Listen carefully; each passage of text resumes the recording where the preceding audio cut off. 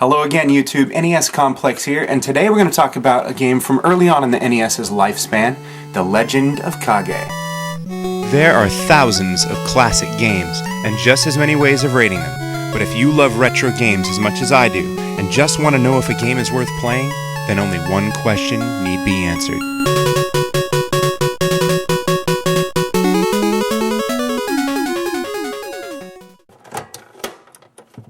The Legend of Kage, which I'm sure many kids mispronounced as The Legend of Kage, was actually a port of an arcade game by Taito.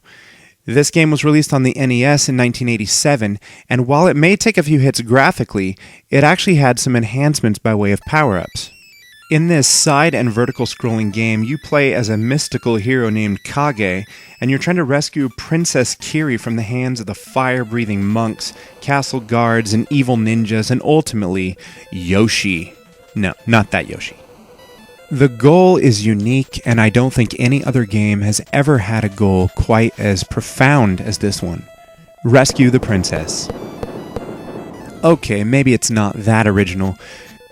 What is original, though, is the gameplay. Sure, The Legend of Kage has things like when you push the A button, you twirl your sword, or when you push B, you throw stars. But what really sets this game apart is when you jump. And wow, do you jump. By pushing up on the D-pad, you will jump, and you'll jump incredibly high, and you'll probably catch some limb on a tree. And this is the thing I always remembered about playing this as a kid. Ninja Gaiden, you would jump, you'd stick to walls, but in this game, when you jumped, you actually flew. The other thing I remember, which made this game unique to play, were the 5 power-ups in the game. The first one you might encounter is the crystal ball or orb type thing. When you grab this, you not only change the color of your suit from a reddish color to a green, and then if you get another one to yellow, but also you get faster and your throwing stars become bigger and a little more powerful. Unfortunately, if you get hit even one time, your outfit, whether it's yellow or green, goes back to red. If you get hit while you're red, well then you die. The second type of power-up is the scroll. When you grab a scroll, you sort of stand still and meditate, and the whole screen and sound effects take on a mesmerizing tone, and the ninjas just drop like flies off the screen. The third type actually comes in 3 varieties, which is why I say there are 5 power-ups. And these are sort of they look like Pac-Man ghosts with feet that walk across the top of the screen. The red one, if you ever manage to find it, I think you have to beat 3 red ninjas, but if you find it, will either give you a mirror ability where you sort of have 2 Kages on screen, or will do a star burst where it shoots 8 stars in all of the main directions.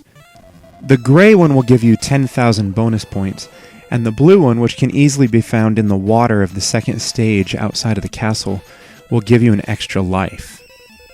Now, The Legend of Kage isn't a terribly difficult game, but there are a few things that would probably annoy you if you're a first-time player. For one thing, when you jump, you can't change trajectory in midair. Whichever direction you're going is the same direction you're going to continue going until you land, and this can lead to some unintended midair collisions that cause your death. And speaking of death, also there is no life bar, so getting hit once oftentimes means you're going to die unless you had one of those power-up orbs. And there are no continues in the game. Once you lose your last life, the game's over and you have to start from the beginning. Unfortunately, the music in this game sort of feels like an afterthought. It's not very well thought out and sort of repetitive, mostly because there's only one song.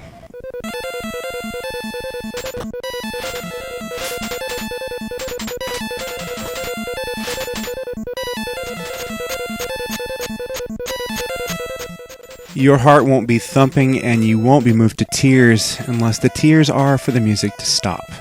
Graphically, the game's not bad for a game that's early in the NES's life cycle. But one thing that's disappointing about the graphics and presentation is that once you clear the 4 stages, you simply repeat the same 4 stages again for a different season.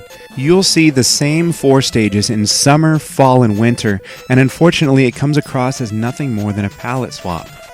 And that brings us to the big question once again. Is it fun? The answer is not for long. It is fun at the beginning when you're first jumping through the trees. There's something neat about that mechanic. But it doesn't take long before that wears off. I wish that I could say that I enjoy this game. I definitely enjoyed it as a kid, but the truth is, it's lost a lot. For example, in making this, I played the game for a while, but I couldn't bring myself to keep playing until I got to the winter stages. I just didn't care. It is a great game to add to your collection, maybe you want to pop it in for a few minutes, but it's not the kind of game that you actually have to seek out and must have. You have to play it. If you have some sort of nostalgia for the game, then definitely, go for it. But if you're wanting to just play some excellent NES games, there are much better games than The Legend of Kage.